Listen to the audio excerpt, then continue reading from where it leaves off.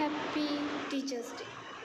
Now सब कह रहे हैं happy teachers day. Okay, but happy teachers day कब होगा? टीचर्स के लिए डेज हैप्पी कब होंगे? जब वो अपने स्टूडेंट्स को आगे बढ़ते हुए देखेंगे, जब वो ये देखेंगे कि स्टूडेंट्स उनकी वैल्यू कितनी करते हैं, जब वो ये देखेंगे कि उनकी सिखाई हुई चीज़ों का कितना प्रभाव स्टूडेंट पे पड़ रहा है, कितने वो उस चीज़ को स्वीकार कर रहे हैं और कितना प्रोग्रेस कर रहे हैं। हर कोई प्रोग्रेस करे, हर कोई सफल हो, ये भी ज़रूरी नहीं है, लेकिन हाँ, अपनी गलतियों से कितना सीख के आगे बढ़ रहे हैं वो तो उम्मीद कर ही सकते हैं ना। एक टीचर सब कुछ कर सकते हैं अगर आप उन्हें वो अहमियत दें जो उन्हें मिलनी चाहिए।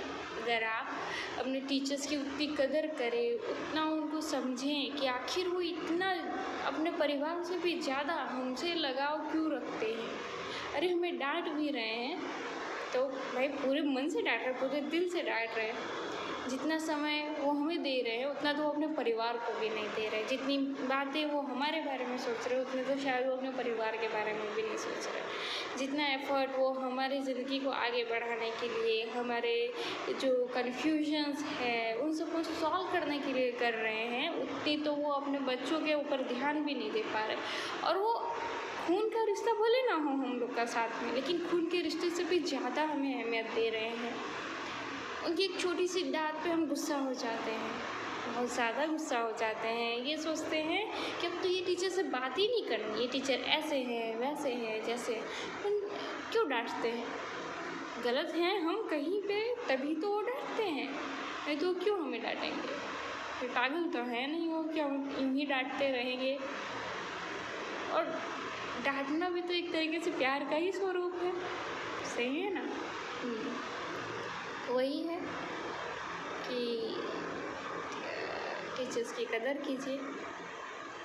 आज कोरोना की ऐसी परिस्थिति में हर कोई अपने घर में छुपा हुआ है, अपने घर में बैठा हुआ है। बाहर जाना चाहते हैं लेकिन जा नहीं रहे क्योंकि कोरोना हो जाएगा। उसके बावजूद भी वो शिक्षक अपना घर छोड़कर रोज़ स्कूल कॉलेजेस जा रहे हैं कि ऑनलाइन स्टूडेंट के क्लास ले सके। और हम स्टूडेंट्स क्या सुबह उठ नहीं सकते? क्या 10 बजे तक उठकर लेक्चर्स नहीं अटेंड कर सकते? वो टीचर्स अपने सारे काम ख़त्म करके सुबह 10 बजे आपका लेक्चर लेने आ रहे हैं, आपको नए नए टॉपिक सिखा रहे हैं। और उसके बाद भी हम कहते हैं कि टीचर्स करते क्या हैं? अरे करते क्या हैं? 10 बजे आके लेक्चर ले लेते हैं, कोई काम धंधा ही नहीं है, लेक्चर ले लेते हैं। अरे काम धंधा यही तो है कि आपको कुछ सिखाए, कुछ बनाए, कुछ उम्मीद जगाए। हम क्या करते हैं अपने सब्जेक्ट को लेकर? आज सिलेबस भेज दिया तो किस दिन सिलेबस देखेंगे? जिस दिन वो टीचर आपको कहेगा कि आपके सिलेबस पे देखिए ये चीज़ मेंशन है, क्या आप खुद देखते हैं उसको? अच्छा चलिए देख भी लेते हैं तो क्या आपको पता चलता है कि आपके सिलेबस में क्या है? उस सिलेबस का ज्ञान कौन कराता है? हर कोई सपना लेके जाता है कि मैं बड़ा होकर पढ़ लिख कर ये बनूंगा, लेकिन आप पढ़ लिख कर जब ये बनेंगे तो कैसे पढ़ेंगे, लिखेंगे और समझेंगे अगर वो शिक्षक आपको न समझाए तो? कैसे? इतना सब करते हैं वो।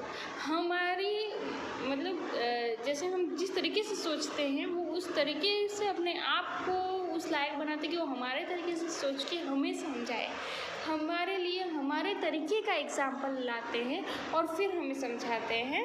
अरे कोई कॉम्बिनेशन है रिक्रूटमेंट पॉलिसी का और शादी प्रपोजल का? नहीं ना। फिर भी ये एक कंबाइन करना सोचना क्या छोटी बात होती है कि बच्चों को समझ में आ जाए कि आखिर मैं कहना क्या चाहती हूँ?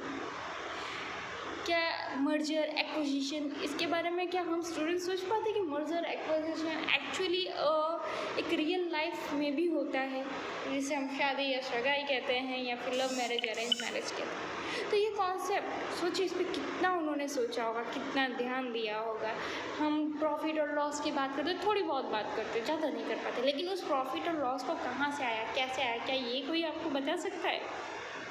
अगर आप शिक्षक के पास ना जाएं तो आपके पेरेंट्स आपको फीस भर के कॉलेज तक छोड़ने का काम करते, लेकिन उसके आगे से आपका जीवन आप कहाँ से कहाँ तक ले जाएंगे वो आपके शिक्षक पे डिपेंड करता है। और इसलिए कहते हैं कि शिक्षक